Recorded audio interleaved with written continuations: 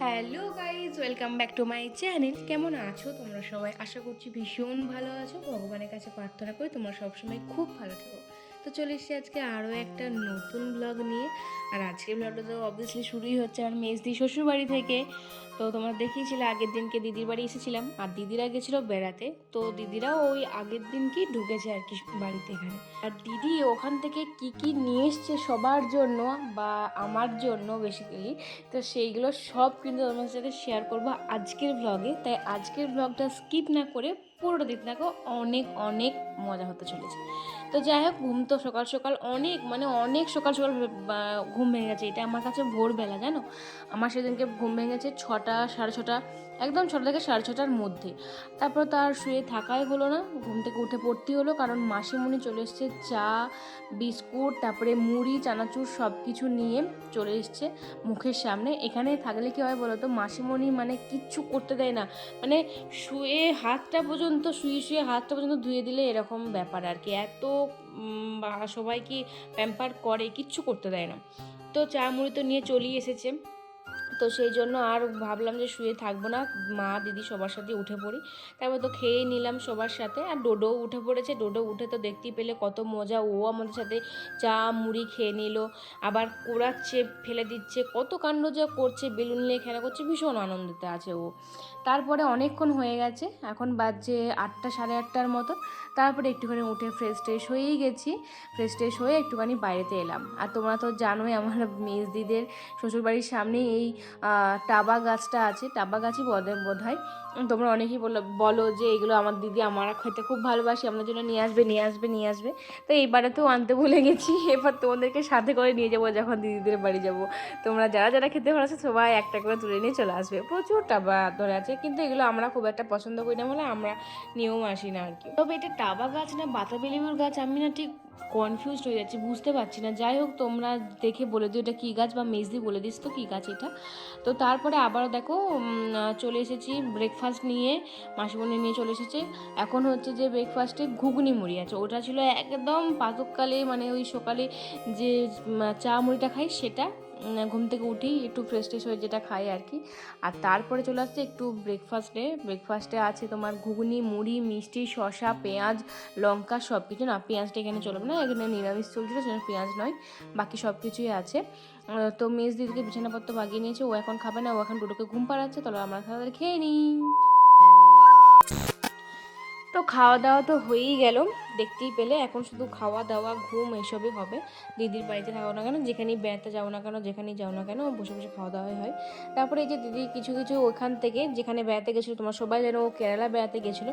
তো কেরালা থেকে মানে কিছু জিনিস এনেছে, ওই তোমার দারচিনি, এলাচ, চা, লবঙ্গ, তারপরে গোলমরিচ, এই সব জিনিসগুলো এনেছে। তো ও সবাইকে এগুলো ভাগ করে করে দিচ্ছে, ওর কাকিমাদেরকে, তারপরে শাশুড়ি মায়েদেরকে, আমাদেরকে, তারপরে আমার সাথে আমার বৌদি গেছিলো, বৌদিকে, সবাইকে ভাগ ভাগ করে করে দিচ্ছে আর কি। এই জিনিসগুলোর দাম হচ্ছে প্রচুর, তবে ও তো ভীষণ কিছু বেশি আনেনি, মানে ওই তারই মধ্যে যেগুলো এনেছে সেগুলোই সবার মধ্যে ভাগটা করে দিচ্ছে, আমার বড়দির জন্য আর জন্য সবার জন্য আর কি। মোটামুটি অল্পর মধ্যে হলো, যাতে সবাই মিলে পাই, সবাই মিলে খেতে পারি, সেই জন্যই।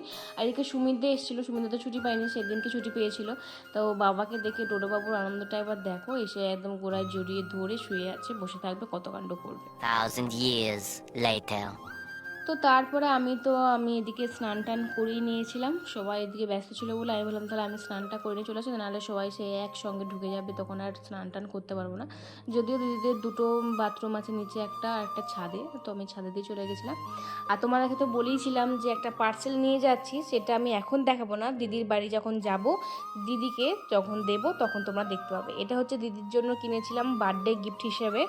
তো এটা মিশোতে উইশ লিস্ট করে রেখেছিলো। ওর আর আমার একটাই অ্যাপ, মিশো একটাই, দুজনে একটাই ইউজ করি, সেজন্য কে কোনটাতে উইশ লিস্ট করে রাখে সেটা বুঝতে পারি। তো ও এটা রিসেন্ট করে রেখেছিলো।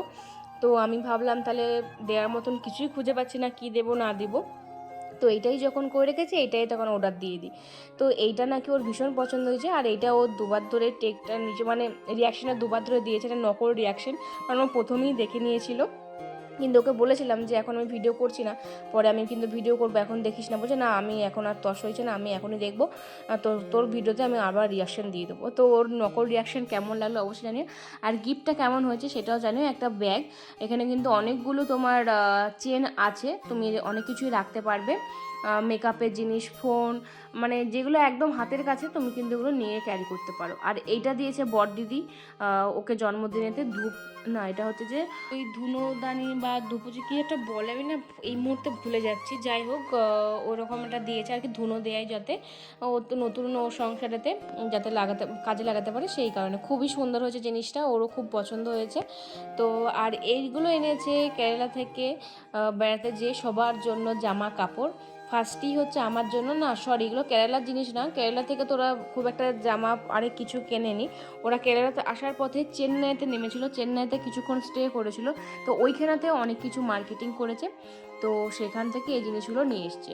প্রচুর দাম জিনিসপত্রের, তাও নিয়ে এসছে সবার জন্য, কারণ ওই যে বললাম সবাই কেউ বেড়াতে গেলে সবাই ওয়েট করে থাকে কী আনবে কী আনবে, একটা ব্যাপার থাকে। তো আমার জামাটা তো ভীষণ সুন্দর হয়েছে, একটা লং ফ্রকের মধ্যে এনেছে জামাটা, আর জামাটা পুরো একদম মালাই কটন, মানে পুরো মাখন, খুবই সুন্দর খুবই সুন্দর। তারপরে যে শাড়িটা দেখলে গোলাপি আর একটু সবুজ সবুজ বা হলুদ হলুদ যাই বলো না কেন, নিয়ন গ্রিন টাইপের, ওটা এনেছে আমার বড়দিদির জন্য। আর তারপরে যে শাড়িটা দেখালাম সেটা এনেছে আমার মায়ের জন্য। আমার তো সব থেকে সুন্দর লেগেছে মায়ের শাড়ির কালারটা, ভীষণ সুন্দর হয়েছে, হলুদ ডিপ একদম চুনো হলুদের সাথে একদম বটল গ্রিনটা, দারুণ কালারটা লাগছিল দেখতে, মায়ের মানি আমার, আমার মানি মায়ের। আর তারপরে যে শাড়িটা দেখলে হলুদ নিয়ন গ্রিন আর আকাশি কালারের সাথে তুতে কালার, ওটা আমার মেজদির জন্য। আর এটা তো কেরালা কটন সিল্ক, যেগুলো তোমার সবাই জানো, ওখানেতে গেলে এগুলো বিখ্যাত, তো ওইখানেতে এই কাপড়টা কিনেছিল, কিন্তু ওরা পরবে ঠিক করেছিল, কিন্তু ও ডোরোর জন্য পরতে পারেনি আর কি, তো সেই কারণে ওটা পরা হয়নি, পাটের শাড়িগুলোর মতন যেগুলো দেখতে।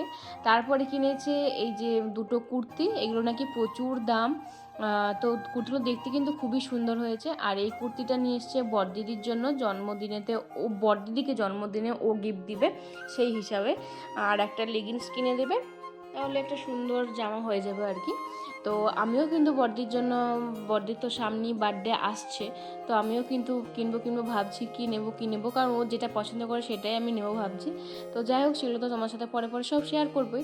আর এই যে এই শাড়িগুলো দেখছি, এগুলো ওর শাশুড়ি মায়ের জন্য নিয়েছে, মানে এই সবুজ কালারটা শাশুড়ি মায়ের জন্য নিয়েছে, আর ব্ল্যাক কালারটা ওর নিজের জন্য নিয়েছে। ওর তো শাড়ি জামা নেওয়া তো শেষই হয় না, এদিকে এত দাম, কিন্তু ও নিয়েই গেছে। তারপরে এই যে একটা হাকোবা টাইপের কটনের জামা নিয়েছে, সাদা কালারের, হোয়াইট কালারের, এই জামাটা তো খুবই সুন্দর দেখতে।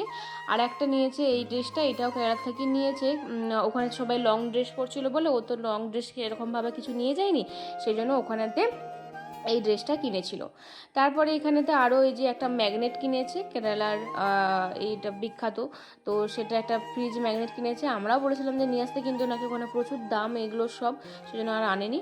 আর এইটা কি করেছে দেখো, এই একটা ছোট্ট কানের দাম, তো যদিও ভীষণই ভারী ছিল কানেরটা, তোমরা গেস করো তো এই কানেরটার দাম কত হতে পারে, দেখি তোমরা কে কে বলতে পারো।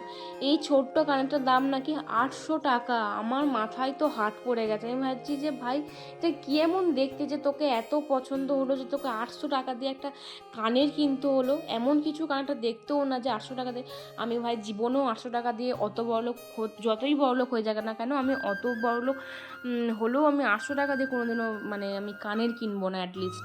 তো আমার অনেক ওখানে জামা হয়ে যাবে, আমার জুতো হয়ে যাবে, আমার সানগ্লাস হয়ে যাবে।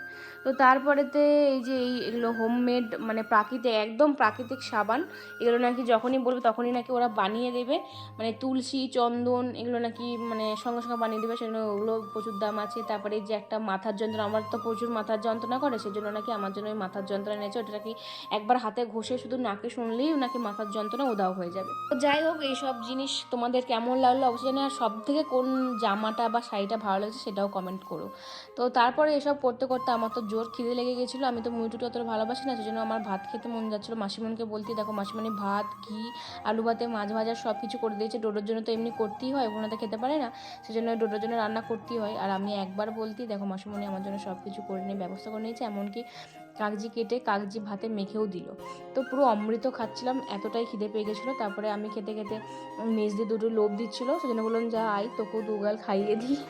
তারপর তো ও আমার ভাত মাখা খেয়ে এতটাই ওর টেস্টি লেগেছিলো যে ও আবারও থালা নিয়ে বসে পড়েছিল। যাই হোক আজকের ব্লগটা এই পর্যন্তই, কারণ অনেকটাই বড় হয়ে গেছে। পরের পার্টটা পরের ব্লগে শেয়ার করবো। তো আজকের মতন বাই বাই। কেমন লাগলো সেটা অবশ্যই ভালো লাগলো অবশ্যই লাইক কমেন্ট শেয়ার করতে একদম। দেখা হচ্ছে পরের ব্লগে। বাই।